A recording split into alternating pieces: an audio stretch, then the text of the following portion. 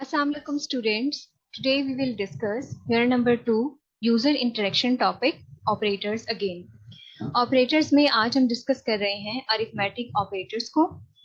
So हम start करते हैं अरिथमेटिक ऑपरेटर्स.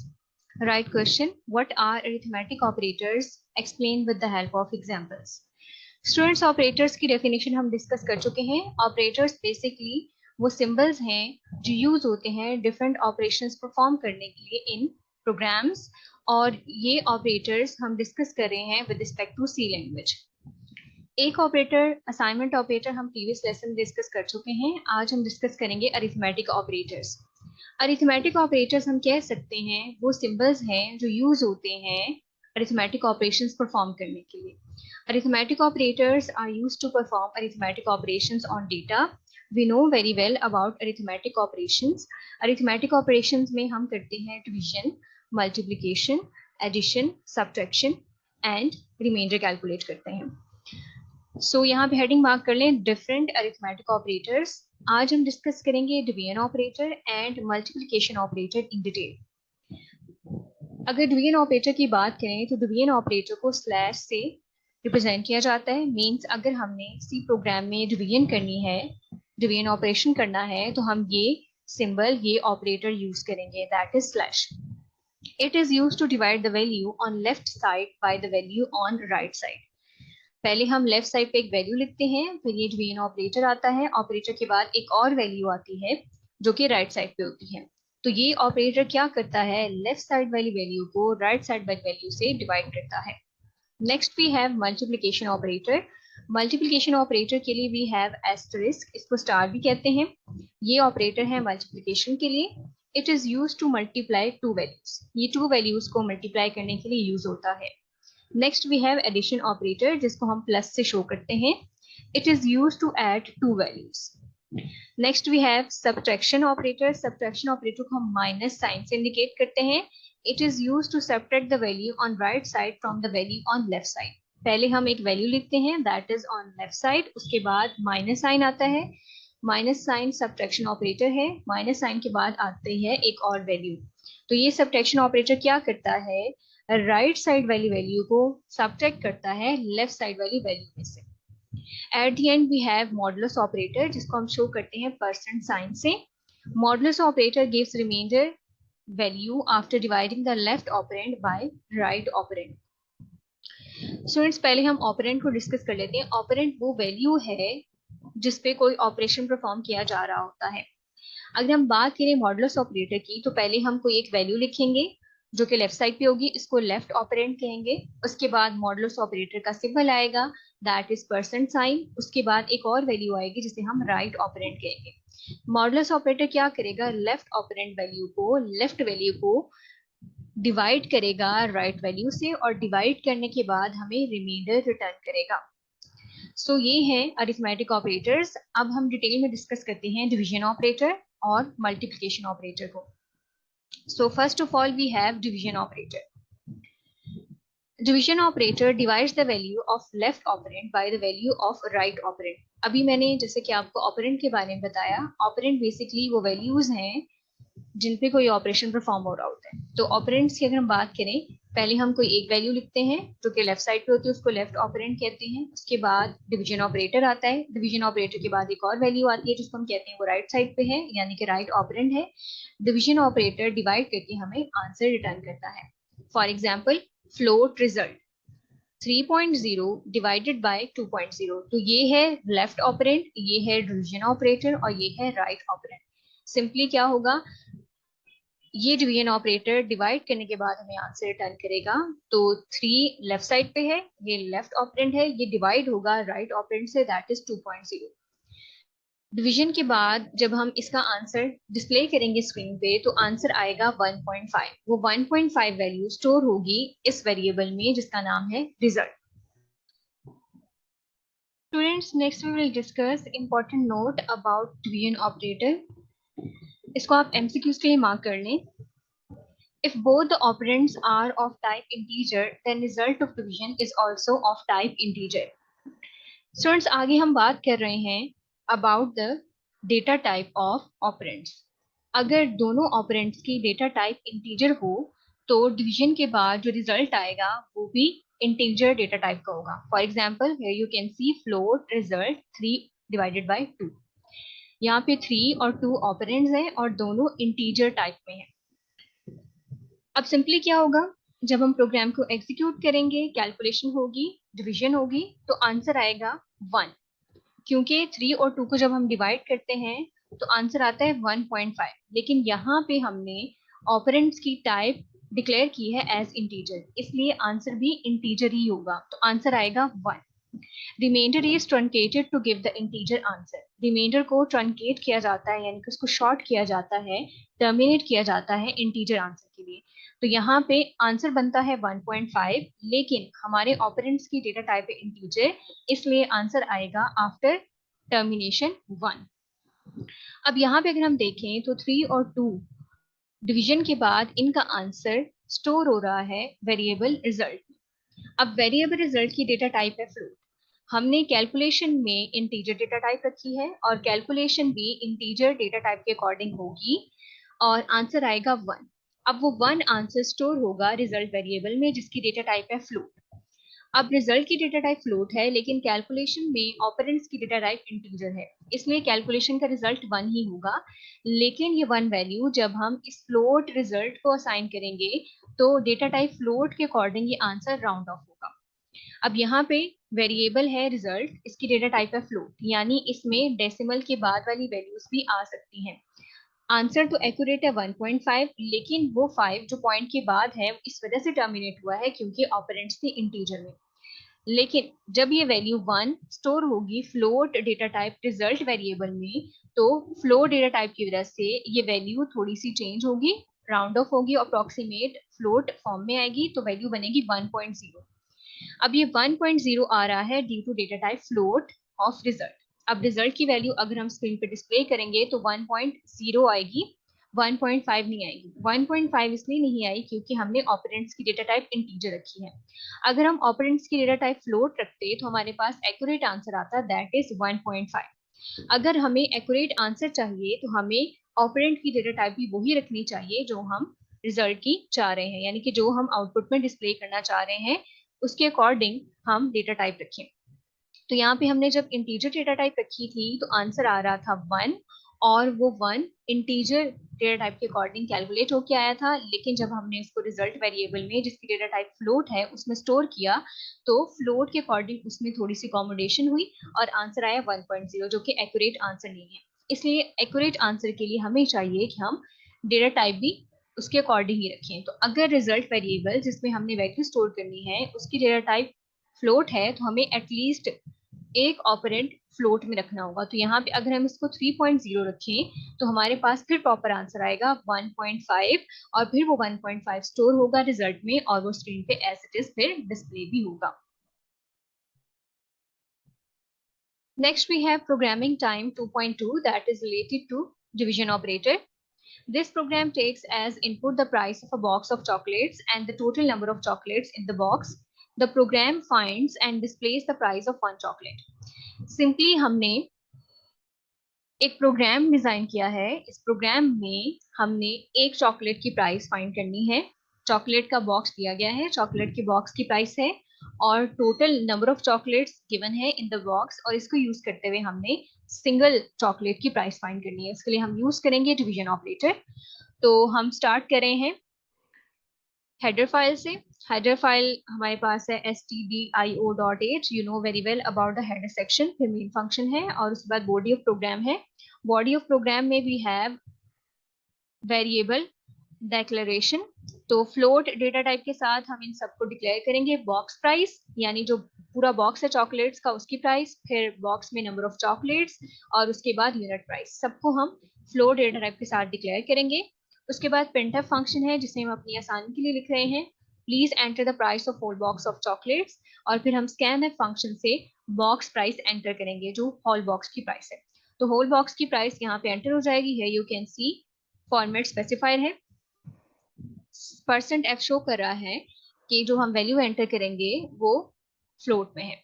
उसके बाद अगेन हमने printf यूज किया है और printf फंक्शन हमने यूज किया है नंबर ऑफ चॉकलेट्स को एंटर करने के लिए। इसकी भी डेटा टाइप है फ्लोट, ये फॉर्मेट स्पेसिफायर हमने मेंशन किया है। इसके अलावा हमने स्कैनफ के साथ ही एम्परसैंड भी यूज किए हैं with a variable name. Unit price के लिए हम क्या करेंगे, बॉक्स प्राइस को डिवाइड करेंगे नंबर ऑफ चॉकलेट से।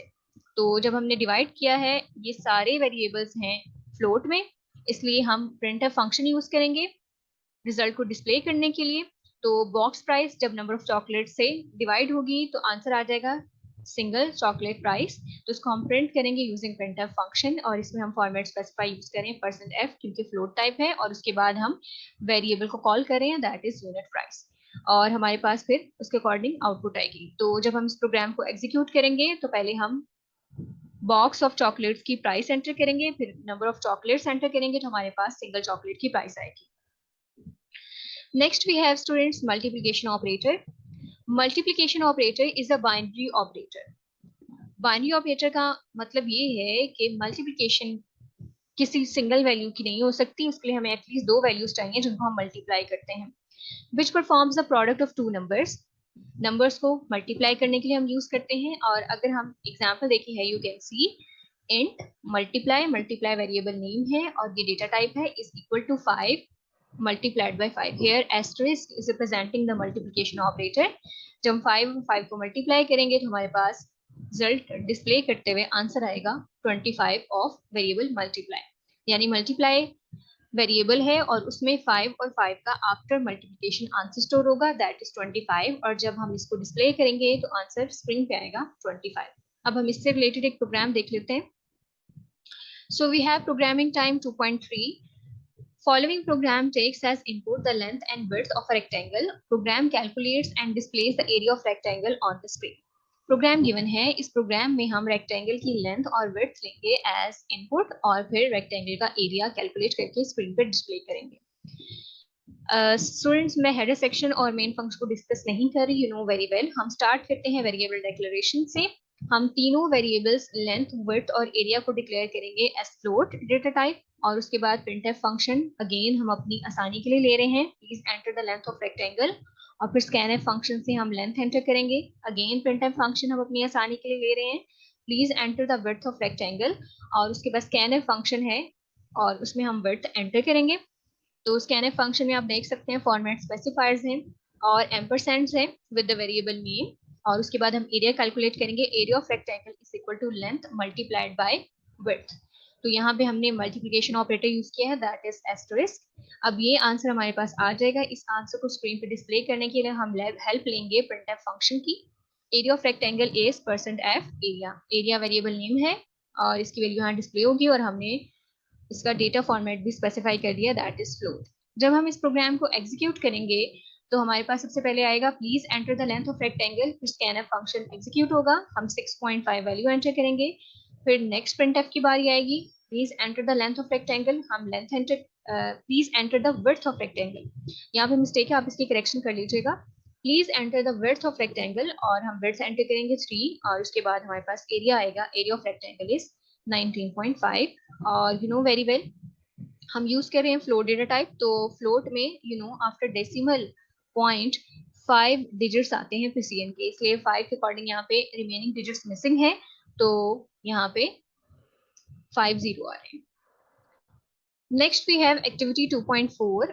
Write a program that takes as input the length of one side of a square and calculates the area of square. ये activity है और इसका प्रोग्राम हमने डिजाइन करना है, उसको एग्जीक्यूट करना है। इनकी एग्जीक्यूशन अब हम कोड ब्लॉक्स में चेक करते हैं। स्टूडेंट्स नेक्स्ट हम डिस्कस करेंगे execution of program given in programming time 2.2। ये प्रोग्राम रिलेटेड है डिवीजन ऑपरेटर से। प्रोग्राम के डिफरेंट पार्ट्स, स्टेटमेंट्स को हम डिस्कस कर चुके हैं। अब हम सिंपली इसकी एग्जीक्यूशन चेक करते हैं। इस प्रोग्राम को मैंने ऑलरेडी टाइप कर लिया है और सेव भी कर लिया है। अब इसको रन करके चेक करते हैं कि किस तरह से डिवीजन ऑपरेटर हेल्प आउट करेगा सिंगल चॉकलेट प्राइस को फाइंड आउट करने में। So here you can see program की एग्जीक्यूशन हुई है, और फर्स्ट ऑफ ऑल हमारे पास आया है please enter the price of whole box of chocolates, यानी कि पहली printf स्टेटमेंट एग्जीक्यूट हुई है। तो यहाँ पे हम एंटर करेंगे according to the book, value है 150, एंटर किया। अब नेक्स्ट printf की बारी आई है please enter the number of chocolates in the box, तो हम बुक वाली वैल्यू यूज करते हैं दैट इज 50, 50 एंटर करेंगे तो here you can see the price of a single chocolate is 3.0000। यहाँ पे आप देख सकते हैं कि हमने फ्लोट डेटा टाइप यूज की है और फ्लोट डेटा टाइप में डेसिमल पॉइंट के बाद 6 डिजिट्स आते हैं प्रिसीड के लिए। तो हमने सिंपली 150 होल बॉक्स की प्राइस एंटर की, नंबर ऑफ चॉकलेट्स एंटर किया दैट इज 50, और उसके बाद किस तरह से डिवीजन ऑपरेटर ने हमें सिंगल चॉकलेट की प्राइस रिटर्न की है दैट इज 3 रुपीज। तो ये हमने प्रोग्राम की एग्जीक्यूशन की है that is related to division operator. अब हम डिस्कस करते हैं program related to the programming time 2.3 में हमने डिस्कस किया था मल्टीप्लिकेशन ऑपरेटर को, उससे रिलेटेड प्रोग्राम हमने डिस्कस भी किया था। ये प्रोग्राम मैंने एज इट इज यहाँ पे टाइप कर लिया है, इसको सेव भी कर लिया है। अब इसकी एग्जीक्यूशन देखते हैं कि किस तरह से मल्टीप्लिकेशन ऑपरेटर से हम एरिया ऑफ रेक्टेंगल फाइंड कर सकते हैं। तो ये मेरे पास है आउटपुट स्क्रीन और इसमें हम एंटर करते हैं वैल्यूज। तो मैं बुक वाली वैल्यूज ही यूज करूंगी। बुक में है लेंथ ऑफ रेक्टेंगल एज 6.5, तो हम वही एंटर करेंगे। पहली प्रिंटफ स्टेटमेंट रन हुई, फिर स्कैनफ रन हुई, हम वैल्यू एंटर करें 6.5। उसके बाद नेक्स्ट प्रिंटफ की बारी आई है, please enter the width of rectangle. तो विड्थ हम ले रहे हैं फॉर एग्जांपल 3। तो यहाँ पे हमारे पास मल्टीप्लिकेशन ऑपरेटर की वजह से एरिया ऑफ रेक्टेंगल आया है 19.5। बाकी फ्लोट डेटा टाइप हम डिस्कस कर चुके हैं। तो हमने यहाँ पे देखा कि किस तरह से मल्टीप्लिकेशन ऑपरेटर की एग्जीक्यूशन हो रही है। नेक्स्ट हम डिस्कस करते हैं एक्टिविटी 2.4 को, जिसमें हमें कहा गया है कि हम एक प्रोग्राम डिजाइन करें जो कि एरिया कैलकुलेट करे ऑफ अ स्क्वायर, और हम सिंपली एंटर करेंगे प्रोग्राम में length of side of a square. तो header section as it is है, main function as it is है, फ्लोट डेटा टाइप हम ले रहे हैं, साइड बेसिकली स्क्वायर की साइड है और एरिया स्क्वायर के एरिया को रिप्रेजेंट कर रहा है। ये दो वेरिएबल्स हमने डिक्लेयर कर लिए हैं। फिर प्रिंटफ फंक्शन है हमारी आसानी के लिए, please enter the length of side of a square. हम स्क्वायर की एक साइड एंटर करेंगे यूजिंग स्कैनफ फंक्शन। तो यहाँ पे फॉर्मेट स्पेसिफायर है %f, उसके बाद साइड वेरिएबल नेम है, स्टार्टिंग पे एम्परसेंड है जो ये शो कर रहा है कि हमने ये वैल्यू एंटर करनी है। उसके बाद एरिया हम कैलकुलेट करेंगे side multiplied by side. You can सी हमने मल्टीप्लिकेशन ऑपरेटर यूज किया है। अब हम ये एरिया डिस्प्ले करेंगे स्क्रीन पे using printf function again. Area of the square is %f, हमने कॉल किया डेटा टाइप को और उसके बाद वेरिएबल नेम है। अब ये एरिया स्क्रीन पे डिस्प्ले होगा। इसको अब हम एग्जीक्यूट करके चेक करते हैं कि किस तरह से स्क्वायर की एक साइड की लेंथ एंटर करने से हम स्क्वायर का एरिया कैलकुलेट कर सकते हैं। सो फॉर एग्जांपल हम एंटर करते हैं साइड ऑफ स्क्वायर एज 5। तो हियर यू कैन सी हमारे पास एरिया ऑफ स्क्वायर आया है 25। अब हम कोई फ्लोट वैल्यू एंटर करके चेक कर लेते हैं। अभी मैंने इंटीजर टाइप वैल्यू एंटर की थी। सो हम एंटर करते हैं 5.5। So answer is 30.25। तो अगेन हमारे पास एरिया स्क्रीन पर डिस्प्ले हो गया है। नेक्स्ट हम डिस्कस करेंगे रिलेटेड टू डिवीजन ऑपरेटर, और डिवीजन ऑपरेटर में हमने डिस्कस किया था कि अगर हम ऑपरेंड्स की डेटा टाइप इंटीजर लेंगे तो हमारे पास आंसर भी इंटीजर की तरह का ही आएगा। यानी कि 3 और 2 को जब डिवाइड करेंगे आंसर आएगा 1, और अगर इस 1 को हम स्टोर करेंगे रिजल्ट वेरिएबल में जिसकी डेटा टाइप है फ्लोट, तो फ्लोट डेटा टाइप की वजह से आंसर थोड़ा सा अकोमोडेट होगा, पॉइंट आ जाएगा, लेकिन आंसर एक्यूरेट नहीं होगा क्योंकि कैलकुलेशन में डेटा टाइप इंटीजर यूज हुई है। इसको हम डिस्प्ले करके चेक कर लेते हैं। आउटपुट की फॉर्म में आपको ये ज्यादा अच्छे से अंडरस्टैंड होगा। स्टूडेंट्स हियर यू कैन सी हमने 3 और 2 को डिवाइड किया, आंसर आया 1। अब उस 1 को जब स्टोर किया है float data type result variable में तो वो आएगा 1.00। यहाँ पे आप देख सकते हैं 1, लेकिन एक्यूरेट आंसर है इसका 1.5। इसका मतलब है कि अगर हम एक्यूरेट आंसर चाहते हैं तो हमें ऑपरेंड की डेटा टाइप भी वही रखनी होगी जो कि हम आउटपुट में डिस्प्ले करते हुए वेरिएबल की रख रहे हैं। सो अब हम डेटा टाइप चेंज करके देखते हैं। तो सिंपली मैं यहाँ पे कर रही हूँ 3.0। इससे ये होगा कि हमारे पास एक्यूरेट आंसर आएगा क्योंकि ऑपरेंड की डेटा टाइप भी वही है जो आउटपुट में डिस्प्ले करने के लिए हमने वेरिएबल की रखी है। सो यहाँ पे इसको अगेन हम रन करके चेक करते हैं। तो यहाँ पे आप देख सकते हैं अब वैल्यू आई है 1.5, यानी कि जैसे हमने ऑपरेंड की डेटा टाइप रिजल्ट की डेटा टाइप से मैच की है तो हमारे पास एक्यूरेट आंसर आ रहा है। That's it from today students. Hope so आपको ये प्रोग्राम्स, एक्टिविटी और ऑपरेंड की टाइप्स की ये बात क्लियरली समझ आई होगी। आपने इन प्रोग्राम्स की प्रैक्टिस करनी है। Good luck. अल्लाह हाफिज।